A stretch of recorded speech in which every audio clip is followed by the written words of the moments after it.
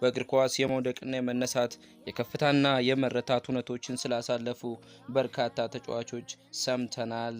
ካበቃላቸው ከኳስ ጋር ተለያዩ ሲባሉ ዳግም መንፈሳቸውን አድሰው ከስኬት ማማ ላይ የወጡ ደግሞም ለትልቅ ስኬት ታጭተው ከታለመላቸው ሳይደርሱ ከመንገድ የቀሩም አሉ።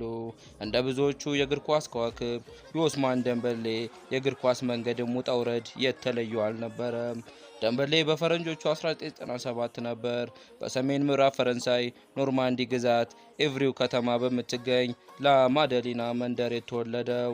ስለ ተጫዋቹ የሚተርከው የዛ አትሌቲክስ ዘገባ ደንበሌ እንደ ዴቪድ ቤካም፣ ሊዮኔል ሜሲና ስቴቨን ጀራርድን የመሳሰሉ የእግር ኳስ ከዋክብትን እያደነቀ ማደጉን ያትታል።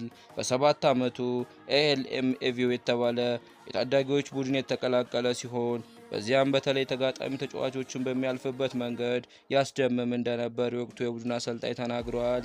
በፕሮፌሽናል ክለቦች እይታ ውስጥ ለመግባት ብዙ ጊዜ አልፈጀበት ደንበሌ በ12 ዓመቱ በሬን ክለብ መልማዮች ተመርጦ የክለቡን አካዳሚ ተቀላቀለ።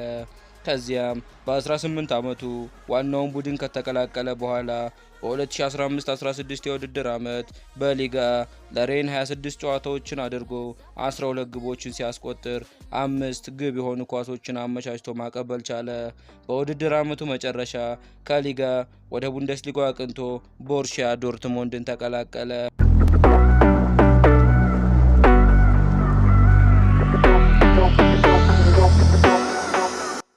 በሁለቱ እግሮቹ በእኩል ብቃት መጫወት በመቻሉ በብዙዎች ዘንድ የሚደነቀው ተጫዋቹ ከአንድ ዓመት የዶርትሞንድ ቆይታ በኋላ ወደ ባርሴሎና ተዛወረ። በ105 ሚሊዮን ዩሮ መነሻ የዝውውር ሂሳብ የካታላኑን ክለብ ከተቀላቀለ በኋላ በወቅቱ ከኔይማር ጁኒየር ቀጥሎ ውዱ ተከፋይ መሆንም ችሎ ነበር። ሆኖም የካምፕኑ የ6 ዓመት ቆይታው በጉዳትና ከሜዳ ውጭ ባሉ ምክንያቶች በውጣ ውረዶች የተሞላ ነበር። የቢቢሲ ስፖርት ጸሐፊው ጉሌም ባሌክ ደንበሌ እንዴት ዳግም ወደ ትክክለኛው የስኬት መንገድ ተመለሰ በማለት ሰፋ ያለ ሀተታን አስነብቧል። በባርሴሎና ባጋጠመው ተደጋጋሚ ጉዳት በድምሩ ከ780 በላይ ቀናት ከሜዳ የራቀው ተጫዋቹ ከጉዳቱ ባሻገር በዲሲፕሊን ምክንያት በተደጋጋሚ በክለቡ ለቅጣት ተዳርጓል።